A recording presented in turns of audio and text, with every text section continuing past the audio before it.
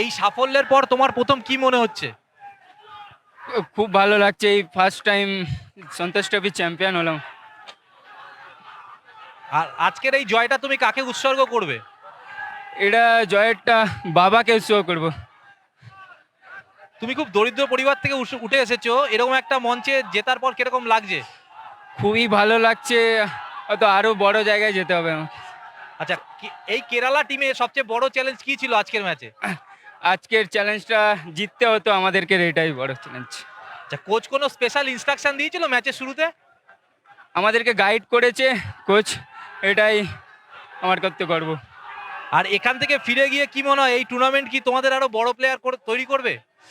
নিশ্চয়ই আমাকে আরো বড় জায়গায় যেতে হবে, এই সাফল্যটা অনেক বড় জায়গায় নিয়ে যাবে আমার মনে হচ্ছে। Thank you Robi. Thank you. And this was the most important one, perhaps, of all those 12 goals. Every goal has played a part, but this one will go down as the most special one. A toe poke past the keeper, Adil Amal not doing enough, but reflexes on top from Ravi Hasda. Go down to the history book as well. What a great touch from Manutosh Maji setting it up.